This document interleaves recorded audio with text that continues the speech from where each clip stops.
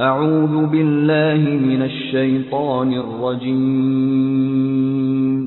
بسم الله الرحمن الرحيم Surah 87 Al-A'la, the Most High, Meccan period. Title: The expression Al-A'la, the Most High, occurring in the surah's opening verse constitutes its title. Period of revelation. The surah's contents indicate that it was revealed in the early days of Islam. Verse 6 stating that Allah will make the Prophet, peace be upon him, recite, and then he will not forget, clarifies further that by then he had not mastered the art of assimilating divine revelation. He apprehended forgetfulness on this account.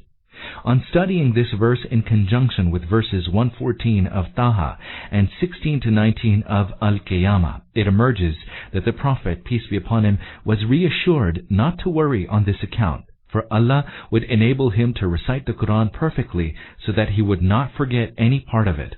After some time, while Surah Al-Qiyamah was being revealed, the Prophet, peace be upon him, started repeating it. At that stage, Allah instructed him, O Prophet, do not stir your tongue hastily to commit the revelation to memory. Surely, it is for us to have you commit it to memory and to recite it. And so, when we recite it, follow its recitation attentively. Then it will be for us to explain it. Al-Qiyamah 75:16 to 19. Being human, he had the same apprehension at a later date, as 113 verses of Surah Taha were sent down to him in quick succession. As he tried to memorize these hastily, he was told, "Hasten not with reciting the Quran before its revelation to you is finished." Taha 20:114. From then on, the Prophet, peace be upon him, never developed this apprehension, for there is no further Quranic directive on this issue. Subject matter and themes. This brief surah takes up three themes. 1. The oneness of Allah. 2. Directives to the Prophet, peace be upon him. And 3. The hereafter. The opening verse affirms the doctrine of monotheism, that the name of Allah, the Most High, be glorified. In other words, he should not be invoked with any such name that smacks of any shortcoming, imperfection, defect, or anthropomorphism. All false beliefs have stemmed from some mistaken concept of Allah. As a result, defective names have been ascribed to him. For sound belief, the first and foremost prerequisite is that he be invoked with reference to his excellent names, which alone befit him. Verses 2 to 4 state that Allah, Lord of mankind, who deserves to be glorified, has created all things and fashioned them in good proportion. Furthermore, he has determined and guided everything to the objective behind its creation. Man can see for himself that he brings forth pasture from earth and then reduces it into blackish straw. No one other than Allah has the power to occasion spring or to defer autumn. Verses 6 to 7 comfort the Prophet, peace be upon him, telling him that he should not feel worried about how to commit the revelation to memory. Allah will make him recite and not let him forget any of it. Out of His grace, He will enable him to memorize it. Otherwise, He can make him forget it as well. The Prophet, peace be upon him, is further told that it is not for him to guide everyone. His assignment consists in only conveying the truth. He should render good counsel to those who are prepared to pay heed to it. He should not pursue the wretched who are indifferent to the truth. Those who fear the dire consequences of error will readily embrace the truth, whereas the wretched will face a terrible end for their rejection.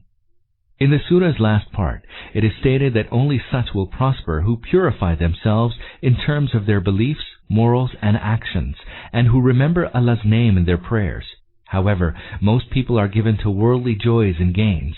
They should better think of the hereafter, for this life is ephemeral, whereas the life after death is eternal.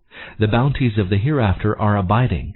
These truths are not only embodied in the Quran, but were also spelled out earlier in the scrolls granted to the prophets Abraham and Moses, peace be upon them.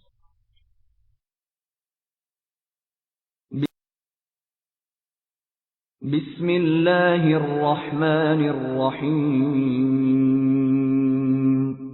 In the name of Allah, the most merciful, the most compassionate. سبح اسم ربك الأعلى. Glorify the name of your Lord, the Most High.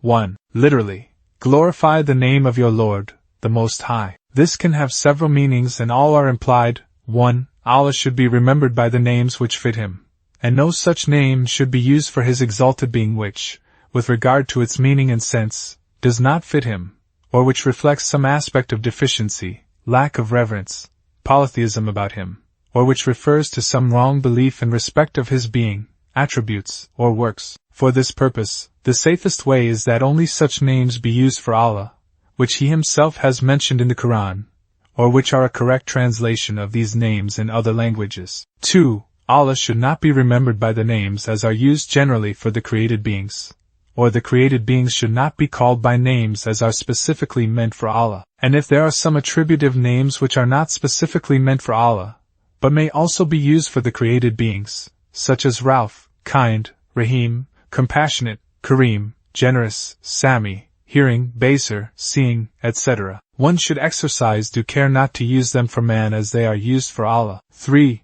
Allah should not be mentioned in a way or in a state which reflects lack of respect for Him. For example, to mention His name when engaged in mockery or jest, or when in the lavatory, or while committing a sinful act, or before the people who might behave insolently in response, or in assemblies where the people are engaged in absurd things and might laugh off His mention, or on an occasion when it is feared that the hearer will hear it disdainfully. About Imam Malik, it is related that when a beggar begged him for something and he did not have anything to give, he would not turn away the beggar, saying that Allah would help him, as is commonly done by the people, but he would excuse himself in some other way. When asked why he did so, he replied, when the beggar is not given anything and one makes an excuse, it inevitably displeases him. On such an occasion, I do not like to mention Allah's name, for I do not like that somebody should hear His name in a state of annoyance and displeasure. In the Hadith, it has been reported from Uqba bin Amir Yuhani that the Prophet, peace be upon him, had enjoined recitation of Subhana Rabbi Ya'ala in Sajda on the basis of this very verse, and the recitation of Subhana Rabbi Ya'ladhim in Ruku on the basis of the last verse of Surah Al-Waqiyah viz. Fa Sabi Bismi Rabbi Ka'eladim. Musnad Ahmad Abu Dud, Al-Bin Majah, Ibn Hibban, Hakim, Ibn al-Mundhir. الذي خلق فسوى. Who created all things and fashioned them in good proportion.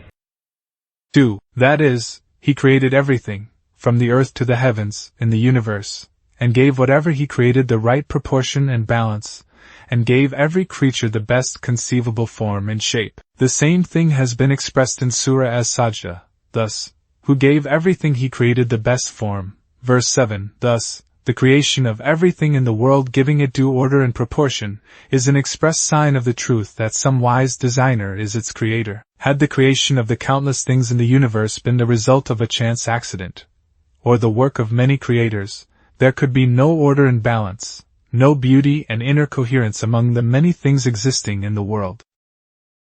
والذي قدر فهدى. Who determined and guided them. 3. Set a destiny, determined beforehand what would be the function of a certain thing in the world, and for that purpose what would be its size, its form and shape, its qualities, its place of location, and what opportunities and means should be provided for its survival, existence and functioning, when it should come into being, and when and how it should cease to be after completing its part of the work. Such a scheme for a thing is its destiny tactor, and this destiny Allah has set for everything in the universe and for the entire universe as a whole. This means that the creation has not come about without a preconceived plan, haphazardly, but for it the Creator had a full plan before Him, and everything is happening according to that plan. For further explanation see N.S. 13:14 of Surah Al-Hijr, E.N. 8 of Surah Al-Furqan, E.N. 25 of Surah Al-Qamar, E.N. 12 of Surah Abasa. 4. That is, nothing was just created and left to itself, but whatever was created to perform a certain function,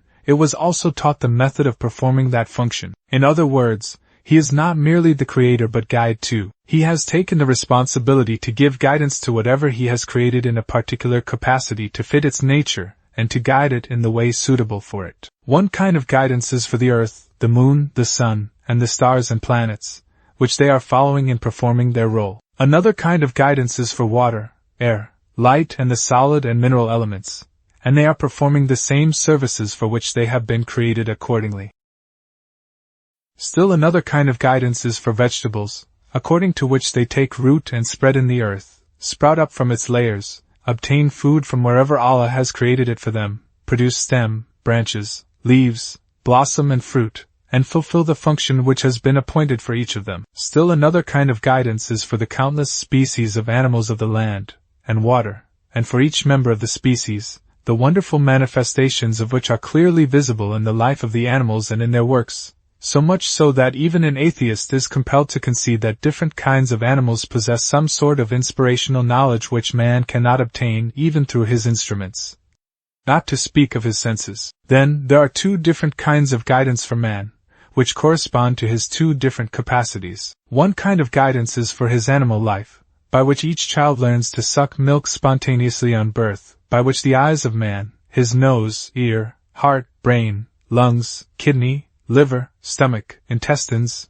nerves, veins and arteries, all are performing their respective functions, without man's being conscious of it, or his wills having anything to do with the functions of these organs. This is the guidance under which all physical and mental changes pertaining to childhood, maturity, youth and old age go on taking place in man, independent of his will, choice, even his consciousness. The second kind of guidance is for his intellectual and conscious life, the nature of which is absolutely different from the guidance for unconscious life, for in this sphere of life a kind of freedom has been transferred to man, for which the mode of guidance meant for voluntary life is not suitable. For turning away from this last kind of guidance, man may offer whatever arguments and excuses he may like. It is not credible that the Creator, who has arranged guidance for everything in this universe according to its capacity, might have set for man the destiny that he may appropriate numerous things in his world freely, but might not have made any arrangement to show what is the right way of using his choice,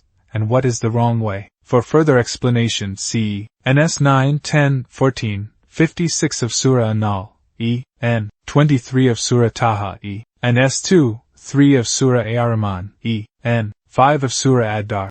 Still another kind. وَالَّذِي أَخْرَجَ الْمَرْعَى, who brought forth the pasture. 5. The word mara as used in the text means the fodder for animals, but the context shows that here it does not imply mere fodder but every kind of vegetation that grows out of the soil.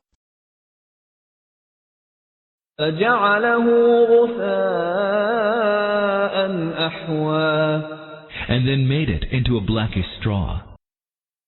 6. That is, he does not only bring about spring but autumn as well. You witness both the manifestations of this power. On the one side, he causes lush green vegetation to grow, the freshness of which pleases the hearts, and, on the other, he renders the same vegetation pale, dry and black rubbish, which is blown about by winds and swept away by floods. Therefore, no one here should be involved in the misunderstanding that he will only experience spring and will never see autumn. This same theme has been expressed at several other places in the Quran in other ways. For example, see Surah Yunus, Ayat 24, Surah Al-Kahf, Ayat 45, Surah Al-Hadid, Ayat 20. سَنُقْرِئُكَ فَلَا تَنْسَى, we shall make you recite, and then you will not forget. 7. Hakim has related from Sa'd bin Abi Waqqas and Ibn Mardiyah from Abdullah bin Abbas that the Prophet, peace be upon him, repeated the words of the Quran for fear lest he should forget them. Mujahid and Kalbi say that even before Gabriel finished recitation of the revelation, the Prophet, peace be upon him, would start repeating the initial verses lest he should forget them. On this very basis Allah assured him that he should listen quietly when the revelation was coming down, for, we shall enable you to recite it, then you will remember it forever. You should have no fear that you will forget any word of it. This is the third occasion where the Prophet, peace be upon him, has been taught the method of receiving the revelation. The first two occasions have been referred to in Surah Taha, Ayat 114, and Surah Al-Qiyamah, Ayat 16 to 19. This verse proves that just as the Quran was sent down to the Prophet, peace be upon him, as a miracle, so also its each word was preserved in his memory as a miracle, and no possibility was allowed to remain that he should forget anything of it, or that he should utter another synonymous word for any word of it. 5. إلا ما شاء الله إنه يعلم الجهر وما يخفى. Except what Allah should wish. He knows all that is hidden manifest, and all that is hidden. 8. This sentence can have two meanings. First, that the preservation of the entire Quran word for word in your memory is not a manifestation of your own power, but the result of Allah Almighty's bounty and grace. Otherwise, if Allah so willed, He could cause it to be forgotten. This same theme has been expressed at another place in the Quran, thus, O Muhammad, we may, if we so will, take back from you all of what we have revealed to you. Surah Bani Israel, Ayat 86. Another meaning can also be, you're forgetting something temporarily, or you're forgetting a verse or a word occasionally is an exception from this promise. What has been promised is, you will not forget any word of the Quran permanently. This meaning is confirmed by the following tradition of Bukhari. Once while leading the far prayer, the Prophet, peace be upon him, happened to omit a verse during the recitation. After the prayer, Ubay bin Ka'b asked if the verse had been abrogated. The Prophet, peace be upon him, replied that he had forgotten to recite it. 9. Although the words are general, and they mean that Allah knows everything, whether it is open or hidden, yet in the context in which they occur, they seem to mean, O Prophet, your reciting the Quran along with Gabriel is known to Allah, and your fear for which you do so is also in Allah's knowledge. Therefore, the Prophet, peace be upon him, is being assured that he will not forget it. وَنُيَسِّرُكَ لِلْيُسْرَى. We shall ease you to follow the way of ease. فَذَكِّرْ إِن نَّفَعَتِ الذِّكْرَى. So render good counsel if good counsel will avail. 10. Generally, the commentators take these as two separate sentences. They interpret the first sentence to mean, we are giving you a simple code of law, which is easy to practice and act upon, and the second sentence to mean, admonish the people if admonishing be useful. But in our opinion, the word fadakar connects the two sentences in meaning, and the theme of the second sentence bears upon the theme of the first sentence. Therefore, we interpret these sentences to mean, O Prophet, we do not want to put you to any hardship concerning the preaching of Islam by demanding that you should make the deaf to hear and the blind to see the way, but we have appointed an easy way for you, which is this: give admonition when you feel that the people are inclined to benefit by it. As to who is inclined to benefit by the admonition, and who is not, this you can only know through general preaching. Therefore, you should continue your general preaching, but your object should be to search out those from among the people who will benefit by it, and adopt the right way. Such people alone are worthy of your attention, and you should pay full attention only to their instruction and training. You need not abandon them and pursue those about whom you find by experience that they are not inclined to accept any admonition. Almost this very theme has been expressed in Surah Abasa in another way, thus, as for him who is indifferent, to him you attend, though you would not be responsible if he does not reform. And the one who comes to you running, of his own will and fears, from him you turn away. By no means, this is but an admonition. Let him who wills accept it. Verses 5 to 12.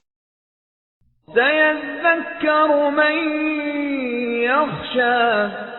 He who fears Allah shall heed it. 11. That is, only the one who has fear of God and of evil consequences will consider whether or not he is following a wrong way, and he only will heed the admonition of the servant of Allah, who is distinguishing guidance from misguidance for him and guiding him to true successes and piety. وَيَتَجَنَّبُهَا الْأَشْقَى. But the wretched will turn away from it. الَّذِي يَصْلَى النَّارَ الْكُبْرَى. He will be cast into the great fire. ثُمَّ لَا يَمُوتُ فِيهَا وَلَا يَحْيَا. Then he will neither die in it, nor live. 12. That is, he will either die so as to escape the punishment nor live as one truly lives so as to enjoy the pleasures of life. This punishment is for those who do not at all accept the admonition of Allah and His Messenger, peace be upon him, and persist in disbelief, polytheism and atheism till death. As for those who believe in their hearts but are cast into hell because of their evil deeds, it has been said in the hadith that when they will have undergone their punishment, Allah will give them death. Then intercession on their behalf will be accepted, and their scorched bodies will be brought to the canals of paradise, and the dwellers of paradise will be asked to sprinkle water on them. Then by that water they will come to life, even as vegetation grows up when water is sprinkled on the earth. This theme has been reported from the Prophet, peace be upon him, in Muslim on the authority of Abu Sa'id Khudri, and in Bazar on the authority of Abu Huraira. قَدْ أَفْلَحَ مَنْ تَزَكَّى. He who purified himself shall prosper. 13. Who purified himself, who affirmed the faith giving up disbelief and polytheism, adopted good morals giving up evil morals, and performed good deeds giving up evil deeds. Success does not imply worldly prosperity, but true and real success whether worldly prosperity accompanies it or not. For explanation see N. 23 of Surah Yunus e. Ns 1, 11, 50 of Surah Al-Mu'minun, e. N. 4 of Surah Luqman. Such people وَذَكَرَ اسْمَ رَبِّهِ فَصَلَّى. Remembering his Lord's name and praying. 14. To remember Allah signifies his remembrance in the heart, as well as with the tongue. 15. That is, he did not remain content only with remembering Allah but proved by performing the prayer that he is also practically prepared to obey God in whom he has affirmed the faith, and will remember his name as long as he lives. In this verse mention has been made of two things respectively. First, to remember Allah, then to perform the prayer. Accordingly, the method enjoined is that the prayer be begun with Allahu Akbar. This is an evidence to prove that all the elements of the procedure that the Prophet, peace be upon him, has taught of performing the prayer, are based on the allusions in the Quran. But no one else, apart from the Messenger, peace be upon him, of Allah, could by combining these injunctions and allusions give the prayer the form that it has. بَلْ تُؤْثِرُونَ الْحَيَاةَ الدُّنْيَا. No, but you prefer the present life. 16. That is, O man, all your thoughts and endeavors are only for the world, its ease and comforts, its benefits and enjoyments. You regard whatever you gain here as the real gain and whatever you lose here as your real loss. وَالْآخِرَةُ خَيْرٌ وَأَبْقَى. Whereas the hereafter is better and more enduring. 17. That is, the hereafter is preferable to the world for two reasons. First, that its comforts and pleasures are far superior to all the blessings of the world. Second, that the world is transitory and the hereafter everlasting. إِنَّ هَذَا لَفِي الصُّحُفِ الْأُولَى. This indeed was in the ancient scrolls. صُحُفِ إِبْرَاهِيمَ وَمُوسَى. The scrolls of Abraham and Moses, peace be upon them. 18. This is the second place in the Quran where reference has been made to the teachings of the books of the prophets Abraham and Moses, peace be upon them. The first reference was made in section 3 of Surah An-Najm.